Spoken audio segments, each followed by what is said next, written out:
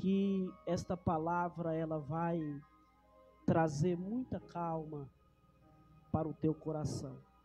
É uma das histórias mais compridas da Bíblia Sagrada. Ela abrange vários capítulos de Gênesis, a história de José, a peregrinação de José, os sonhos de José, o José sendo vendido pelos seus irmãos, toda a tortura do seu pai Jacó ou Israel, como lemos. Ou seja, são histórias que abrangem vários capítulos dentro do livro dos Gênesis. No entanto, meus queridos irmãos, quando se deu então a notícia para Jacó que José tinha morrido, ou seja, tinha sido devorado pelas feras, pelas bestas feras do campo, eu digo de forma resumida, porque eu achutaria aqui pelo público que eu vejo aqui hoje, eu diria que todos vocês aqui conhecem essa história. Então eu vou resumir bem, porque os irmãos de José, por causa de um ciúme que começou a ter de José, começou tudo através de uma túnica bonita, colorida, que Jacó confeccionou e fez para José. E não foi só isto. José ele teve um sonho, e por causa deste sonho, ao ver os feixes dos seus irmãos se render e se dobrar aos feixes de José, e posteriormente a isso um outro sonho, ao José contar este outro sonho também, em dizer que o sol, a lua e 11 estrelas se curvasse diante de José. Isso, para quem já tinha ciúme de José, foi muita coisa, porque disseram eles: o sol, a lua e 11 estrelas, você está insinuando que o nosso pai, que nossa mãe, você está insinuando que os nossos irmãos, que todos nós se curvaremos para você, que é um dos mais novos entre nós. Ou seja, já tinha inveja. E quando viu que José estava tendo sonhos e mais sonhos, e estes sonhos já mostrava realmente o que Deus iria fazer através de José, então começa aqui uma perseguição. Eu até abro um parênteses aqui para dizer ao meu irmão e à minha irmã que muita gente ela tem vontade de ser visto, muita gente ela tem vontade de ser grande, muita gente ela tem vontade de crescer, só que pouca gente, César, é preparado para as consequências deste crescimento. Pouca gente é preparado para aquilo que o crescimento vai trazer para a sua vida. Pouca gente, sonhar muita gente sonha, querer crescer todo mundo quer crescer, querer ter prosperidade muita gente quer ter. Agora, preparados para as consequências deste crescimento, a gente não está. A gente sempre vai acreditar que quando a gente crescer, vamos ser aplaudidos, que quando a gente crescer, as pessoas vão reconhecer Deus na nossa vida. E quando a gente começa a passar por isso e chega nesse patamar, e Deus abençoe que cheguemos, e você chega, e nós chegamos, mas quando a gente chega, a gente começa a perceber, meus queridos, que a coisa não era bem assim, que a história era totalmente diferente. Então José estava sendo bem visto por Deus? Sim, estava. José estava sendo bem visto por Jacó, seu pai? Sim, estava. Só que isto gerou revolta. E o terrível aqui, Batista, não é que gerou revolta somente em um irmão. Gerou revolta aqui em todos os irmãos. Enquanto a gente está tentando fazer o bem e sendo reconhecido e visto por Deus, e causa revolta no mundo lá fora, é uma coisa. O triste é quando a revolta, ela surge de dentro da nossa própria casa, ou seja, entre os nossos próprios irmãos. Eu chamo você para não perder o raciocínio dessa palavra, porque Deus está falando aqui. Meus queridos, no entanto, quando José, ele um dia, a pedido de seu pai, olha, vai ver como que estão os seus irmãos. Eles saíram já faz algum tempo para o campo, para levar os animais para o alimento, para caçar pastagens, e estão há muito tempo sem retornar. A pedido do pai José, José agora ele vai, atende o seu pai e vai caçar os seus irmãos, procurar os seus irmãos, E quando ele está se aproximando dos seus irmãos, os seus irmãos o avistam de longe e já começa uma zombaria dizendo: lá vem o sonhador, lá está chegando o sonhador. E ali, quando eles enxergam, quando eles veem o sonhador chegando, eles já começam a maquinar e a projetar um fim para José. Em um primeiro momento, eles estão arquitetando, meu Deus do céu, a morte de José. Em um dado momento, eles estão projetando o fim de José.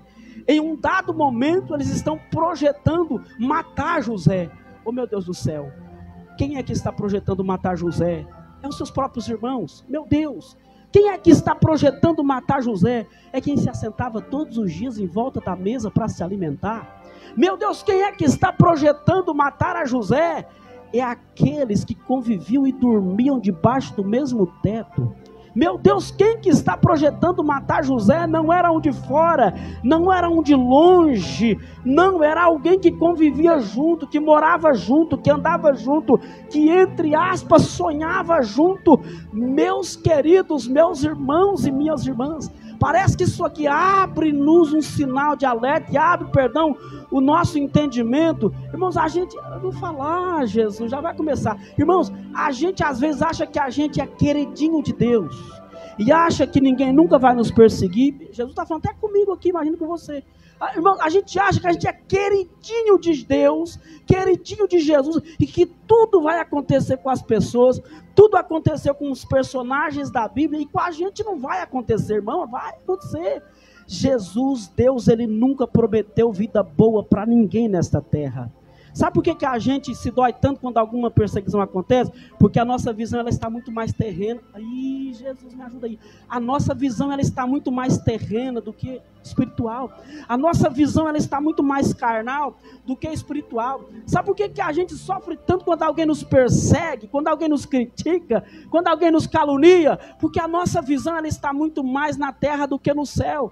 Sabe por que a gente fica chocado quando vê falar: olha, tem uma igreja ali sendo perseguida, inclusive uma agora recentemente, fecharam as portas dela, e a pastora está sofrendo, e os irmãos estão sofrendo também, sem um lugar para congregar por enquanto, e a gente fica chocado, a gente se revolta, e humanamente não é por menos, mas sabe por que a gente se revolta? Tanto porque a gente está olhando muito para cá, ao invés de olhar para cima, porque tudo que está acontecendo hoje na terra, Deus já nos preveniu, Deus já nos avisou, tudo que está acontecendo na terra, as escrituras já nos preveniu, era para a gente, quando na verdade, irmãos, muita coisa que está acontecendo, claro que eu não quero comungar e participar disso, mas muitas coisas estão acontecendo, cumprindo-se as escrituras.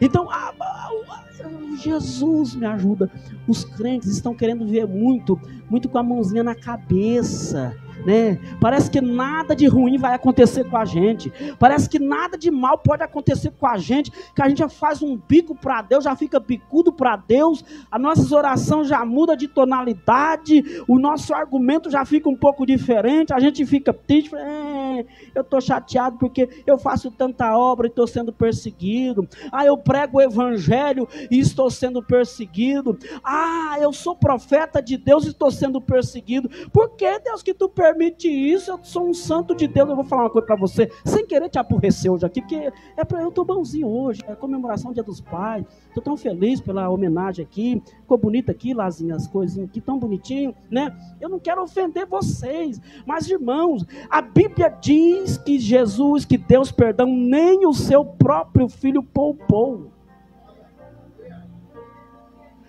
Nem o seu próprio filho Deus poupou e permitiu, e foi participante da entrega dele na cruz, para ser crucificado pelos nossos pecados. Agora nós não, a gente acha que por fazer a obra de Deus vai ter uma proteção, uma parede, e aí a gente toma posse daquele negócio, Deus vai na frente, abrindo o caminho, a gente fecha o zoinho, né? E parece que a gente se vê, a gente fazendo a obra e Deus limpando todo o caminho. Fala, passa, meu filho, ó, a estrada está um tapete, pode passar. Aí você vai passar, você pisa em espinho, você tropeça na pedra, você pisa no buraco, muitos quebram até o pé nesses tropeção que dá por aí. Tem gente que até cai nesses tropeção que dá por aí. Aí a gente vai lá falar com Deus. Ô Deus, por que eu caí? Por que eu tropecei? Por que os espinhos estão aqui? Essa pedra está aqui? Você não estava que eu estou indo fazendo a tua obra, não? Eu tinha uns 14, 15 anos. Eu comecei a fazer uma campanha forte de oração. Peguei uma bicicleta de uma irmã emprestada e ia. Toda segunda-feira eu ia nessa oração. Era um desafio forte. E um dia eu estava indo, irmão. Já estava atrasado. Eu nunca gostei de atraso na vida, nunca. O dia que eu falar com vocês é 7 horas, o dia que eu falar com vocês é 7h30, o dia que eu falar para vocês é 6, eu não gosto de atraso. Eu, José Elias. Aí, irmãos, eu estava indo, estava atrasado já. Chegando atrás. Aí a corrente da bicicleta caiu. Caiu, irmão, naquele tempo, caiu. Irmãos do céu, eu fui e peguei sabe aquela corrente que a pessoa quer usar muito tempo, vai passando graxa, óleo diesel, vai. Irmãos, que eu peguei, a minha mão ficou cheia de graxa. E eu já virei, já falei, Satanás, eu não vou voltar não. Eu vou orar, com a mão cheia de graça mesmo. Montei na bicicleta, mandei 10 metros, a corrente caiu de novo. Falei, Jesus, tem misericórdia. Arrumei a bicicleta, sentei na bicicleta e falei, Jesus, eu estou indo orar. Eu estou indo orar. Buscar a tua face. Os outros meninos de 15 anos da minha idade, tá tudo por aí, brincando por aí, correndo por aí, bagunçando por aí. Eu estou indo orar, Senhor, na tua casa. Então, corrente, você não vai cair mais, porque eu estou indo orar. Andei 10 metros, a corrente caiu. Sabe por quê? Porque você tem que pegar uma chave, meu irmão, esticar, não é assim, Nilson? Faz. Puxar a roda para trás, isso chama esticar a corrente da bicicleta. Então não é o diabo, gente, é o sistema. Você está entendendo, irmão? Vai acontecer alguma vez na vida que Deus vai te atender? Talvez até vai. Sua fé pode ser tão grande que a coisa vai acontecer. Mas na maioria das vezes, irmão, a gente tem que agir, tem que trabalhar, tem que entender que essa vida é assim, esse mundo é assim. E não é porque a gente está fazendo a obra de Deus, né, que a gente vai ser livre dessas coisas. Eu estava triste esse dia pelos irmãos que estão sendo perseguidos aí. Eu falei, meu Deus do céu, enquanto os irmãos estão sendo perseguidos aqui na Nigéria, outro dia mataram um monte de gente lá, queimados. Mas está acontecendo isso em 2023? Sim, está acontecendo. Cristãos estão sendo perseguidos e é com morte. Terrivelmente assassinados por professar a fé. Você não viu aí um jovenzinho, um rapazinho que está tendo problema aí só porque antes das aulas ele estava pregando o evangelho para alguém que teve outras opções? Não tem problema. Só porque, né? Teve opção, pronto. O jovem estava lá, meu filho, não vai por esse caminho não, Jesus quer assim. Está tendo problema, né? Então, é o mundo que nós estamos vivendo. E se brincar, vai preso mesmo. Você não viu aquele outro pastor lá nos Estados Unidos, lá? Que eu não acompanho ele, mas enfim, é famoso. Você não viu ele aí? Está ameaçado de ser preso.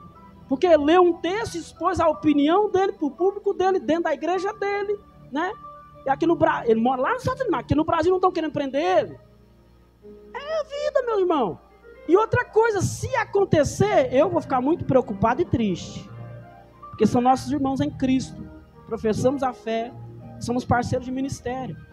Agora, se acontecer, meu irmão, a Bíblia já nos avisou.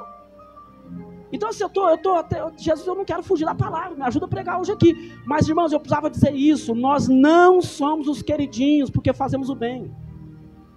Muito pelo contrário. Deus permite o mal para ver se você continua no processo, continua na visão.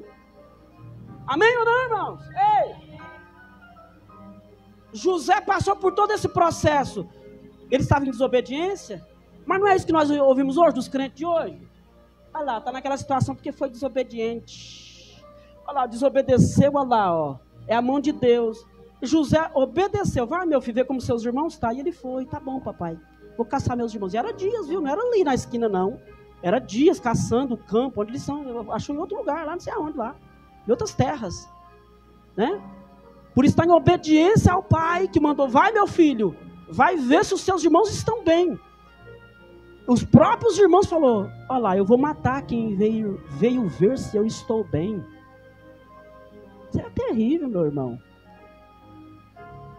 Vamos tirar a vida de quem está vindo ao nosso encontro para perguntar se nós. Imagina José com a bolsinha nas costas, no pote de água, alimentação, porque foram dias de viagem. Imagina José chegando com os pés cansados. E os irmãos, porque foi de longe, era um campadão, né? Não tinha vegetação, era deserto. Avisaram de longe, demorou a chegar. Pode ler o texto para você ver. Então lá vem ele, olha lá, o sonhador está vindo. Vamos matar ele? Alguém que estava vindo ao encontro dos irmãos para ver se ele estava bem ou não. Você vê que nem sempre quando você faz o bem você vai ser reconhecido e aplaudido. Muito pelo contrário. Tem uma frase que eu uso muito e parece assustadora. Quanto mais milagre Jesus fazia, mais perto da cruz ele ficava.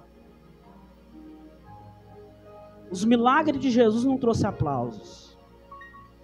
Os milagres de Paulo não trouxeram aplausos. Hoje a gente lê, você viu, até a sombra de Paulo curava, né? O que foi que ele escreveu na prisão? Todo mundo me abandonou. Sim ou não? Escrevendo para Timóteo. Você lembra desse texto? Todo mundo me abandonou. Nem uma capa que eu não tenho para me esconder do frio dessa prisão gelada. Nem os livros que eu gosto tanto de ler, os pergaminhos, não estão aqui comigo. Ô Timóteo, quando você vir, traz a capa. Traz os livros. Porque todo mundo me abandonou. Ninguém, meu Deus, isso aqui é triste. Ninguém me assistiu. Ninguém veio em minha defesa quando eu estava diante do júri. Ninguém. Eu só abri um parênteses aqui, irmão, e esse parênteses está grande hoje, mas para a gente entender, irmão, que não tem galardão aqui não. Isso é uma vida de sofrimento. Isso é uma vida de lágrima, irmão. Isso aqui não é fácil aqui não. Não é fácil viver aqui. Eu fico com muito medo com pregação que só promete bênção, com igreja que só promete bênção. Eu fico muito preocupado com gente que anda prometendo conforto por aí. E nem que eu fique com um público pequeno, mas eu vou continuar pregando a verdade. Essa terra é disso aqui para pior, meu filho. Ah, não vou mais gostar dessa pregação não, porque o pastor fica assustando a gente. Não, é te prevenindo. Jogar a verdade. A Bíblia como ela é. Tem promessa de bênçãos aqui? Tem. Mas tem perseguição, tem problema, tem lágrimas, tem frustração. Agora não perca a esperança. Porque a graça de ser servo de Deus e crente em Cristo Jesus é você ter a certeza que mesmo você estando vivendo em períodos difíceis, a mão do Senhor está na tua... Ih, Jesus, muito obrigado por essa palavra. Sabe o que é que deixa o diabo revoltado? É quando ele vê você sofrendo e dizendo glória a Deus. É quando a sua oração não foi respondida e você está dizendo Deus seja louvado, há um tempo para todas as coisas. Sabe qual que é a raiva do diabo? É quando Deus não ainda respondeu às suas orações e não atendeu o seu pedido, e você está dizendo, se Deus fizer, Ele é Deus, se Ele não fizer, Ele continua sendo Deus.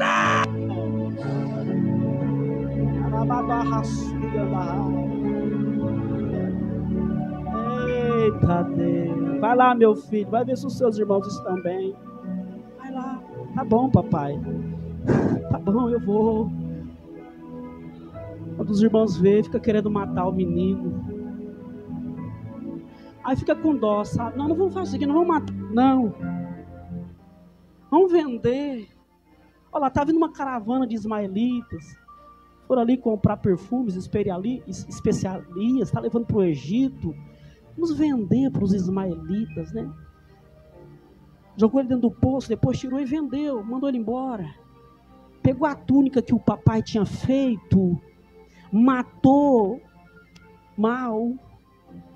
um animal, manchou a túnica de sangue. Chegou lá, entregou a túnica para o pai Jacó, toda manchada de sangue. Falou, pai, o senhor reconhece essa túnica? O pai falou, sim, eu reconheço, essa túnica é do meu filho José.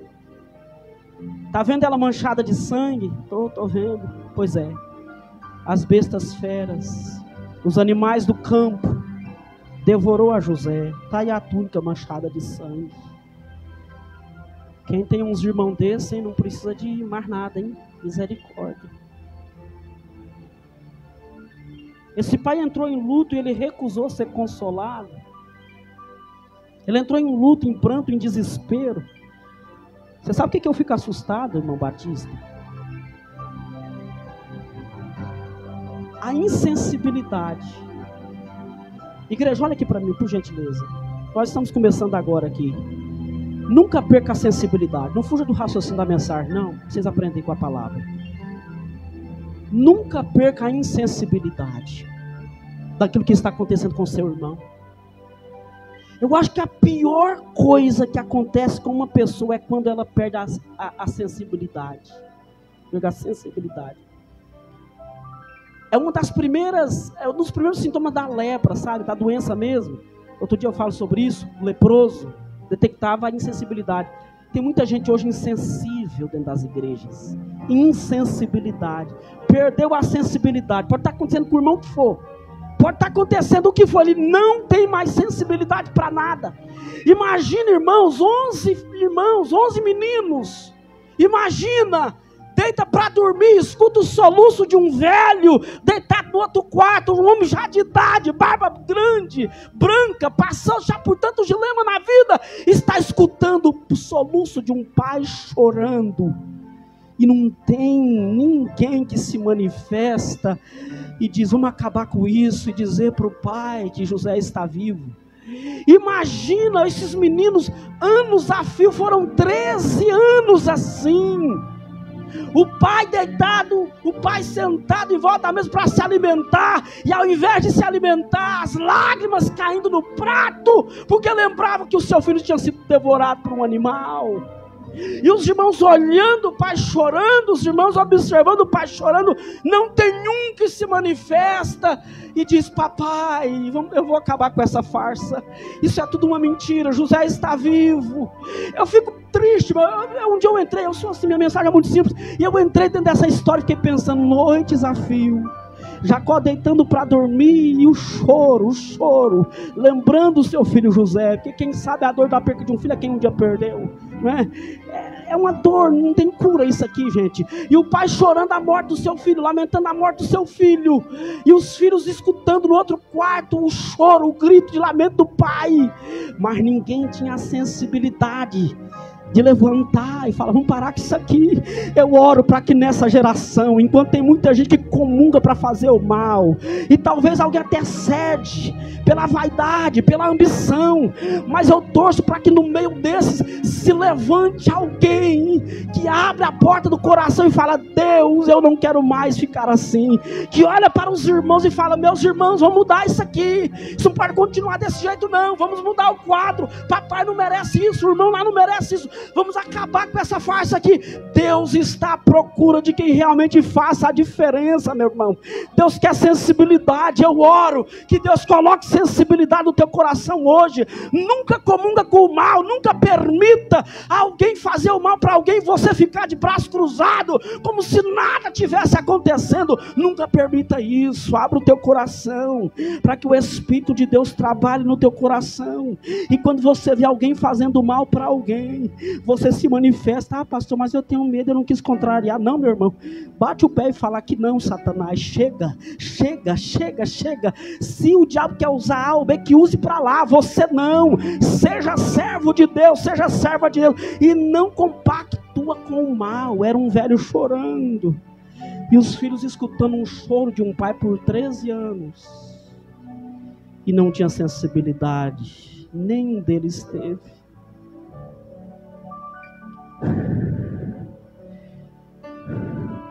Oh meu Deus, não deixa nós ter irmãos assim não, pai, nós não aguentamos isso não, é pressão demais, pai, não permita não, meu Deus,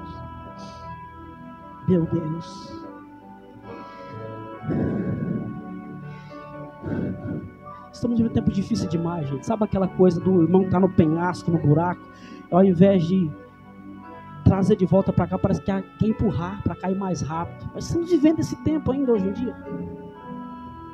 Misericórdia, Deus, tem misericórdia de nós. José vai para a prisão, acusado falsamente, interpreta sonhos. Um dia Faraó, que era um cargo como se fosse presidente, senador, Faraó chama José e fala: você será governador aqui do Egito a partir de hoje. Fora você só tem um que manda aqui, eu. Abaixo de mim é você que manda aqui no Egito todinho aqui. Ele interpreta outro sonho do Faraó: as vacas magras, as vacas gordas, espigas magras, espigas gordas. Interpreta anos de fome, anos de abundância e anos de miséria. Estoca trigo, estoca alimento, que depois vai vir 7 anos de fome. O Egito estoca muita comida. Onde a cidade de Belém, lá onde estava Jacó e os irmãos, os sonhos se cumprindo, os fechos se curvando diante do fecho de José. Olha o sonho se cumprindo. E um dia Jacó chama os seus filhos e fala: está tendo muita fome na terra, vai comprar comida no Egito. Eu estou ouvindo falar que lá está em abundância de pão, de trigo, vai comprar trigo lá. Os meninos vai, chega lá, José começa a fazer perguntas. José descobre quem são, conhece eles ficam sabendo quem são. Os meninos não, José fica sabendo quem é, segura um dos meninos lá, Simeão, e fala: vai lá, eu só vou dar comida se você trazer o irmão mais novo, Benjamim. Jacó falou: não deixo, não, já perdi José, já perdi o Simeão que ficou lá, não vou liberar. Mas aí a fome foi se agravando. Um dia Jacó chama e fala: vai lá, vai comprar comida no Egito, não estamos aguentando mais, a terra está com fome. Os meninos falam: mas pai, só pode ir se Benjamim for junto. Vai, leva Benjamim, vai lá, busca trigo, busca pão. E na despedida Jacó olha para os meninos e fala: leva um presente para aquele varão. Sem saber para quem estava mandando. Era um pai que mesmo à distância estava sentindo o que um filho sente. Era um pai que mesmo à distância estava sentindo a necessidade de um filho. Porque tudo que Jacó mandou, tudo que Israel mandou, era tudo que José estava precisando. Foram 13 anos de calúnia, 13 anos de sofrimento, 13 anos de prova, teve 3 anos de prisão, né? José sofrendo a ausência e lembrando que o pai não sabia do que tinha acontecido. Foram anos de sofrimento. E agora Jacó longe dali, pegando os presentes, leva esse presente para aquele varão, para que ele possa liberar o outro seu filho, o outro irmão seu. Leva esse presente. Leva essas especiarias aqui. E tudo que Jacó começa a colocar dentro daquele saco, para que pudesse enviar o presente, eram coisas que Jacó precisava, que José, precisava. O bálsamo para curar, as amêndoas para fortalecer, o mel para trazer doçura a uma vida amarga que José tinha vivido. O terebinto eu acho interessante, porque era uma árvore do deserto que podia vir a seca que fosse, mas ela continuava verde, frondosa. Você andava no meio do deserto e via aquele deserto, aquele sol quente, e o terebinto, aquela árvore frondosa, abrigando as pessoas que passavam, dando sombra, representando José aqui. Uma pessoa que viveu isolado, viveu na solidão, viveu em deserto, mas agora está sustentando tanta gente, por causa das suas estratégias, por causa do trigo que estocou. E uma das coisas que eu acho interessante do terebinto é porque a sua casca, ele tem um perfume maravilhoso, só que se a árvore estiver lá no lugarzinho dela, ninguém nem fica sabendo. Você sabe quando é que o terebinto, você descobre que tem um perfume ali? Quando você tira a casca, quando você machuca, quando você pega um objeto pontiagudo e começa a furar. Começa a furar a árvore, o terebinto, aí ele exala um cheiro. Quem conhece diz que joga a quilômetro de distância um cheiro. Esse é o cheiro do terebinto. Alguém está machucando o terebinto, alguém está ferindo o terebinto. Para ter cheiro, para ter um bom aroma, tem que ser ferido, tem que ser machucado. Com José foi assim, foi ferido, foi machucado. Só que agora a fama dele estava indo longe, todo mundo estava vindo comprar mantimento aonde? No Egito.